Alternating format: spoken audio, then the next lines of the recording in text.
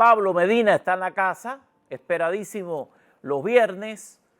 Denuncias, testimonios, evidencias, la libertad de Venezuela, conversada en primera persona. Aquí está Pablo Medina. Bienvenido, que hay mucho de qué hablar. Así es, Sánchez, gracias.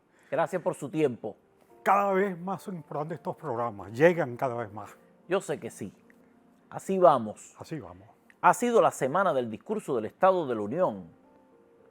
Usted viéndolo desde los Estados Unidos, escuchando hablar tanto del tema Venezuela, ¿qué le pareció? Pareció, como todo el mundo, propio y extraño, un discurso muy impactante. Desde el punto de vista, me llamó mucho la atención todo el discurso, ¿no? Pero especialmente la proyección hacia adelante de la conducción económica que lleva el presidente Donald Trump y su gabinete. Cuando, por la vía de los aranceles, ha logrado encontrar una fuente de financiamiento que la calcula en 130.000 millones de dólares, que tiene como consecuencia, y lo dijo ahí, el que a los habitantes de Estados Unidos no van a seguir pagando el impuesto sobre la renta.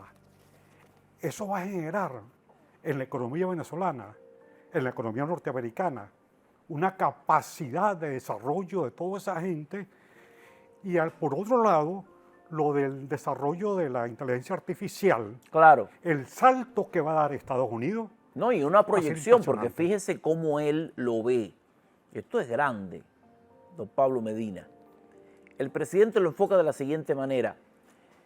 Con el dinero que puede llegar de otros lugares, podemos lograr paliar el tema del impuesto que pagan los nuestros. O sea, vamos a guardar ese dinero y vamos a eliminar a nivel de proyección los famosos taxes del IRS que nos cobran hasta por gusto. Yo me siento aquí por sonreír, aparece tax por sonrisa. Es todo, estamos pagando por todo. Y con esta manera nos podríamos quitar eso de encima. O sea, es una persona que está pensando en la distribución de la gran riqueza que tiene el país y en que la gente pueda tener otras oportunidades. La diferencia entre el capitalismo de verdad y el comunismo es que el capitalista te da la oportunidad como parte de la riqueza. El comunismo te invita a la distribución equitativa de la miseria. O sea, miseria para todo el mundo. No llegan a ningún lado. No, y además, la gente muchas veces no recuerda el endeudamiento que tiene Estados Unidos. Exacto. Y sin embargo, a pesar de ese endeudamiento, que fue parte de la discusión el periodo pasado, la discusión con Elon Musk, la forma de encarar la deuda externa sin perder la perspectiva del desarrollo en Estados Unidos y estas bases en un año. Creo que va muy bien en parte económica. ¿Qué le ha parecido a usted esta ley de amnistía aprobada en Venezuela? Primero fue una promesa, ya es ley. Esta es una ley, mira, que no es una amnistía, pero para ellos, porque no está amnistiando realmente a, por ejemplo, 200 militares detenidos hace años, torturados, la inmensa mayoría de ellos, como el capitán Caguaripano, que los testículos se lo aplastaron con una presa al capitán Caguaripano, y así muchos torturados, ninguno ha salido en libertad, ni está en la lista, no aparecen. Pero además, en el fondo, es una ley de amnistía para amnistiarse ellos, porque ellos, me refiero desde Maduro a Diosdado Cabello, todos ellos son culpables de encarcelar a mucha gente inocente, estudiantes, por ejemplo, dirigentes sindicales, gente de las parroquias, gente humilde. Bueno, están presos. Y entonces, ¿qué es lo que están haciendo ellos? Elaborar una serie de personas que están detenidas, que ya el fiscal de la Corte Penal Internacional, Karim Khan, la colocó en 1.800 personas, pero los presos son mucho más presos. Pero esta gente, carceleros, criminales, torturadores, lo que están buscando con la ley de amnistía, no solamente la ley de amnistía, la ley de estado de conmoción, la ley Bolívar, es amnistiarlos a ellos. Tú buscas el artículo 1 y entonces aparece que todo el que estuvo presente en los acontecimientos del 11 de abril del 2002 en adelante tiene que ser investigado. Y resulta que ellos son realmente los culpables de todo eso. Me recuerda mucho el discurso de Fidel Castro después de la toma del cuartel de Santiago cuando estuvo preso. La historia me absolverá. Ellos están pensando en ese discurso, que la historia los absuelva a ellos cuando son culpables de muchos crímenes. Es impresionante cómo hay un rebote y entonces nos enteramos de que el fiscal y el defensor del pueblo renuncian a sus cargos. ¿Esto es un chiste? Es un chiste porque es como un enroque, en el caso del fiscal, un enroque que pasa de ser el guillotinador ahora a un puesto de defensoría del pueblo para defender a los que él guillotinó como preso. ¿Qué es lo que El se caso sabe? del fiscal ¿Qué Tarek más William. se sabe de Tarek William? Este hombre tan raro que se opera la boca, que se hace tatuajes, que dice que es poeta. ¿Qué más es? Bueno, es poeta ciertamente, pero nadie lee sus poemas porque son muy malos. Un ¿no? bodrio. Es un bodrio. Pero además, él fue gobernador del estado de Anzoátegui.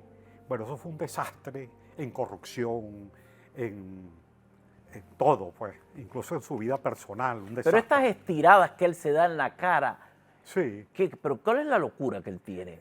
Bueno, es que él se cobijó con Chávez y con Maduro y todos ellos locos también, criminales. Entonces, es a su manera está expresando esa locura de ese régimen de Hugo Chávez, ¿no? Él, Pero tiene labios de Barbie, don Pablo. sí, Es como un malvado con labios de Sí, Barbie. y Pareciera el que se cuerpo, opera y- todas las noches. y el cuerpo lleno de cruces y de cosas. ¿Pero qué cree él que es un templario? ¿A quién quiere lucirle? Es un loco. Es un loco. No es el templario de la época del catolicismo, los templarios que fueron a recuperar a Jerusalén, no. Este es otro tipo de templario, Otro de los peores. de los peores. La espada se la tragó. Se lo trajo. Este tipo fue miembro de la Constituyente, ¿no? De la Comisión de Derechos Humanos. Se copió todo el articulado de derechos humanos de la Constitución española. Y se la copió completica. Y después el fiscal hizo todo lo contrario a lo que él escribió en la Constituyente. Bueno, y los mira, este tipo ha ocultado muchos crímenes. Y eso que se dijo que era poeta, mira, los dirigentes estudiantiles torturados. Y él iba a las cárceles a ver las torturas. Este señor, a los dirigentes sindicales, a los militares, él iba a las torturas. Es un sádico. Un sádico, a ver las torturas. Bueno, y ahora pasa de fiscal a defensor del pueblo. Pasa a ser guillotinador, a ver a los defensores que él mismo, como fiscal, los ordenó que lo torturaran y veía todo ¿Qué eso. tiempo va a durar él en ese puesto? ¿Esto es provisional? Mira, ¿A quién puede defender un sicario? no, exacto. Él está ahí para reforzar, para cuidarle la espalda a Delcy y a todos ellos. Pero le bajaron el perfil, bajó de nivel, Mira, es que ya estaba muy desgastado. desgastado. Pero, mira, un régimen decente lo expulsa y revisan su gestión. Él no, pasa a Defensoría del Pueblo, otro cargo para defenderse. Porque ahí está protegido también como defensor del pueblo. ¿Hay una conexión entre él y Cilia Flores? Sí, claro. Él le cuidaba la espalda a todos ellos, a Maduro y a Cilia Flores, en las vagabunderías, en los robos, en las estafas, en los crímenes. Él era el guardián de ellos, el protector de todos ellos, del régimen. Está ahí desde el 2017. Duró bastante, Bastante, casi 10 años. sabe mucho. Sabe mucho. Y yo lo conozco, él es un tipo cobarde, él es el tipo que... ¿De dónde es él? ¿Qué se sabe de su familia? Él ¿Él es cayó del así de él es fly del o eran de Tigre, estaba dinero? en Anzoátegui, De Anzoátegui. estaba en Anzoátegui, el Tigre. Por eso fue gobernador y lo recuerdas muy mal. Sí, y ya desde la época de gobernador andaba, bueno, pintando los labios y eso era un desastre ya. Ya Allá. se pintaba los labios de Sí, gobernador. cómo no, sí, sí. Qué locura, don Pablo. Don Pablo, pero qué travestismo Sí. hay en medio de toda esta onda, Sí, ¿no? sí. Esto no tiene compón. Es No tiene. tremendo porque se han burlado de todo el mundo. De todo el mundo. Se han burlado de todo el mundo. Sí. Usted está preparando un documento importante que debe llegar a las manos de Marco Rubio y está planeando ya su viaje a New York, que será pronto. Pronto, la semana que viene, voy con un equipo donde está el doctor Rafael de Lima, el doctor Carlos Ramírez López, que es un gran constitucionalista, el diputado Luis Escobar y César Alvarado, diputados, me van a acompañar ante el fiscal del Tribunal Sur de Nueva York a llevar la partida, el documento que hizo el diputado Walter Márquez para demostrar que Nicolás Maduro no es venezolano. Por lo cuanto, todas las acciones cuanto hizo es ilegal. Pero no solamente ese punto, sino también que no hay acta de defunción de Hugo Chávez ni partida de nacimiento de Maduro, con lo cual todo eso, desde la muerte de Chávez, es absolutamente ilegal. Todos los gobiernos, todas las asambleas son ilegales todas, todos los actos, deuda y todo eso. Esa es la importancia de todo esto. Es bien importante que se entregue esa evidencia y que se conozca todo esto. Tiene una carta Marco Rubio. Sí, con su permiso. Dispóngase, que Marco Rubio es de los nuestros. Así es. Aquí tiene esta cámara, don Pablo. La cámara 2 es suya. Muy bien. Carta al secretario de Estado Marco Rubio. Estimado secretario de Estado, recibo un respetuoso saludo en nombre de la resistencia de mi país, Venezuela, así como el mío propio.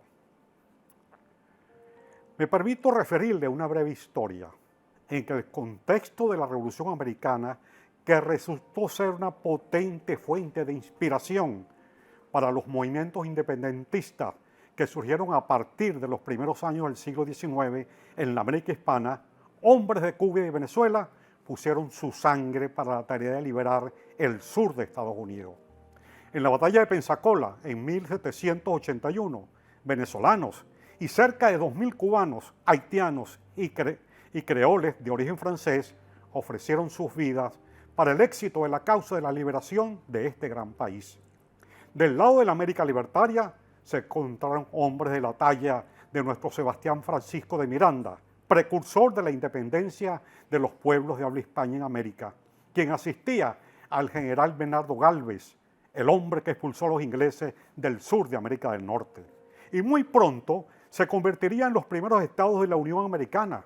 Casi 250 años después de aquel acontecimiento, un hijo de inmigrantes cubanos es quien resulta ser la máxima autoridad en materia de política exterior de la administración que preside el presidente Donald Trump.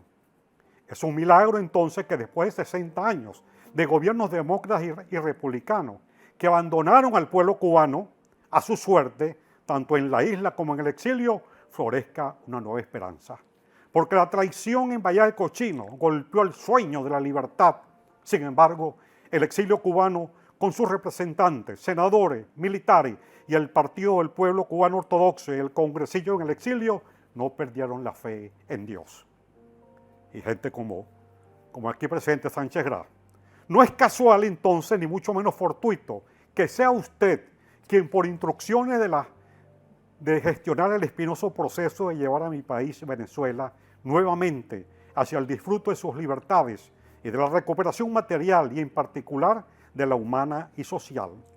La extracción de un maleante, fraudulento y de paso extranjero que llevaba más de una década desangrando a nuestro país en calidad de dictador autonombrado es más que suficiente para que su país, usted y el presidente Trump sean merecedores de una gratitud eterna. Aquellos ampones han demostrado ser a todo lo largo de estos infinitos casi 30 años de saqueo y secuestro de nuestro país, ser extremadamente hábiles para ganar tiempo y decir que hacen que están haciendo sin realmente hacer algo que valga la pena ni por el país, ni mucho menos por la gran mayoría de los venezolanos. Entonces, llevar a cabo lo más pronto que sea posible dinámicas de justicia de transición que realmente permitan sanar las enormes heridas infligidas por la maldad del engaño de la supuesta revolución bolivariana, consisten en actos impostergables en lo inmediato. La ley de amnistía, así como el estado de conmoción, la ley Bolívar, son vulgares mecanismos para ganar tiempo y cubrirse de inocencia que nos recuerda el discurso del tirano Fidel Castro llamado "La historia me absolverá". En el fondo quieren ser absueltos.